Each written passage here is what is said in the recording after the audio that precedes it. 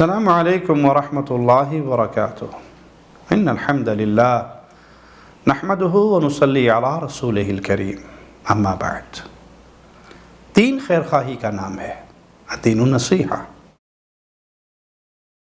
اسی خیر خواہی کے جذبے کے تحت ہم نے کئی سالوں پہلے جب بعض مخلص بھائیوں نے انڈیا سے ہمیں یہ خبر دی کہ ڈاکٹر نہیرہ شیخ، جو ایک دینی بیک گراؤنڈ کی خاتون ہیں، دینی اداروں سے، مساجد سے، مدارس سے، اسلامی جماعتوں سے، دینی جماعتوں سے ان کا ایک بڑا گہرا تعلق ہے، انسانیت کی خدمت میں پیش ہیں، ان کے اس دینی بیک گراؤنڈ کی وجہ سے بعض لبرل لوگ ان کے خلاف پروپیگنڈا کر رہے ہیں، تو ہم نے ان کی حمایت میں ایک کلپ جاری کیا تھا اپنے ان علماء، اہل علم اور مخلص بھائیوں کے کہنے پر۔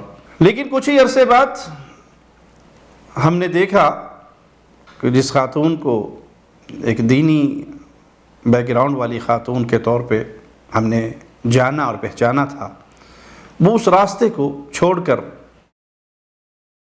جمہوریت کے راستے پہ گامزن ہو گئی، اپنی ایک سیاسی جماعت بنا لی، الیکشن کے میدان میں اتر آئی، اپنے چہرے کو کھول دیا، باپردہ خاتون بے پردہ ہو گئی،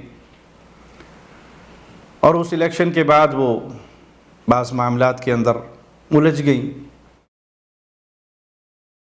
لوگوں نے، جنہوں نے اپنی گھروں کو بیچ کر، مکانوں کو بیچ کر، زیورات بیچ کر، جمع پونجی ساری بیچ کر ڈاکٹر صاحب کو دی تھی، ان سب کے پیسے پھنس گئے اور وہ مظلوم سڑکوں پہ تڑپتے رہے اور ابھی تک ان کو کچھ نہیں ملا۔ چند دن پہلے کسی بھائی نے ہمیں ان کا ایک اور کلپ، وہ ہندوؤں کے ساتھ کھڑی برتھ ڈے منا رہی ہیں، چہرہ کھلا ہوا ہے اور ہندو ان کے دائیں بائیں ہیں، میوزک بج رہا ہے، بالکل ایک بے دینی کی محفل بنی ہوئی ہے، جسے دیکھ کر بہت دل دکھا۔ تو جس طرح ہم نے پہلے اسی خیر خواہی کے جذبے سے ان کی حمایت میں کچھ کہا تھا، تو آج ان کو نصیحت کر رہے ہیں کہ ڈاکٹر صاحب آپ کس راستے پہ چل پڑی ہیں۔ یہ غیر اسلامی نظام حکومت، جمہوریت کا نظام، یہ مسلمانوں کا نہیں ہے، اس کا اسلام سے کوئی تعلق نہیں ہے، اور آپ نے ایک کاروباری لائن کو چھوڑ کر، دین کی لائن کو چھوڑ کر اس گندی سیاست کو اپنایا ہے، جس کے بعد پھر آزمائشیں آپ کے چاروں طرف آئی ہیں۔ وہ لوگ جنہوں نے اپنا سب کچھ بیچ کے آپ کے حوالے کر دیا تھا اس امید پر کہ کچھ منتھلی ملتا رہے گا، کوئی اپنی بیٹیوں کے نکاح کی امید پہ لگا کے بیٹھا تھا، کوئی اپنے بیماروں کے علاج کی امید پر بیٹھا تھا، کوئی اپنے بچوں کے مستقبل کی امید پر بیٹھا تھا، وہ دھرے کے دھرے رہ گئے، اور اس جمہوری الیکشن کمپین میں آپ کا پیسہ، جو حقیقت میں آپ کا نہیں عوام کا پیسہ تھا، وہ کس طرح پانی کی طرح ضائع ہوا۔ اور اب آپ 2 قدم اور آگے بڑھ کر اپنی برتھ ڈے منا رہی ہیں، اور وہ بھی کفار کی موجودگی میں، ان کے ساتھ، انہی کے رنگ روپ میں، وہ پردے والی آپ کی تصویریں غائب ہو کر بے پردگی والی تصویریں آ گئی ہیں۔ اللہ سے ڈر جائیے، اللہ کی طرف لوٹ آئیے۔ یہ زندگی بہت مختصر ہے ڈاکٹر صاحب، پتہ نہیں کب ختم ہو جائے، کب ختم ہو جائے کوئی معلوم نہیں، اور ان ساری باتوں کا اللہ کے ہاں جواب دینا ہوگا۔ لوگوں نے آپ کے دین کو دیکھ کر اپنا سب کچھ آپ کو دیا تھا، لیکن آپ نے بے دینی کے راستے کو اپنا کر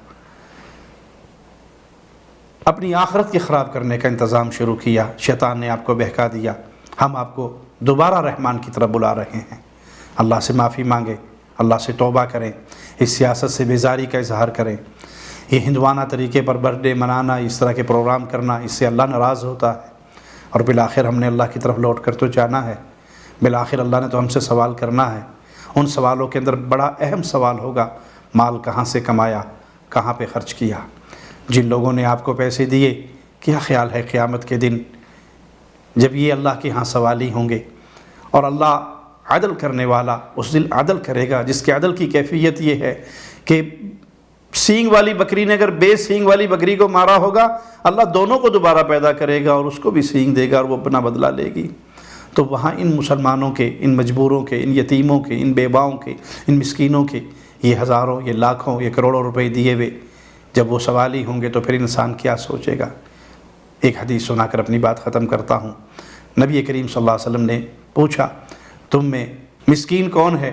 کہا جس کے پاس مال نہیں. کہا نہیں، مسکین وہ ہے جو قیامت کے دن آئے گا، نیکیوں کے انبار لے کر آئے گا، لیکن لوگ اس کے ساتھ چمٹے ہوئے ہوں گے اور وہ پکار رہے ہوں گے اللہ عدل فرما، اس نے مجھے مارا تھا، اس نے میرا مال چھینا تھا.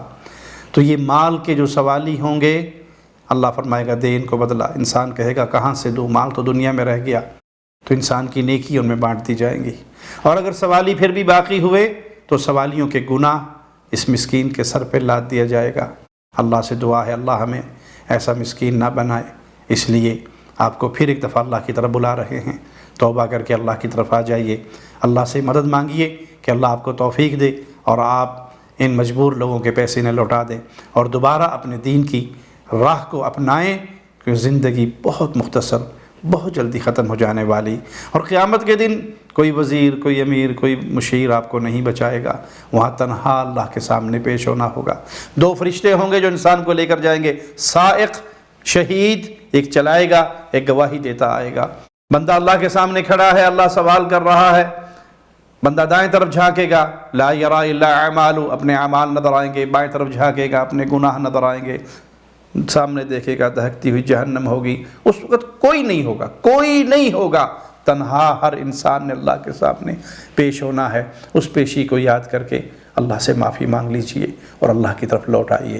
اقول قولی ھذا واستغفر اللہ لی ولکم ولسائر المسلمین.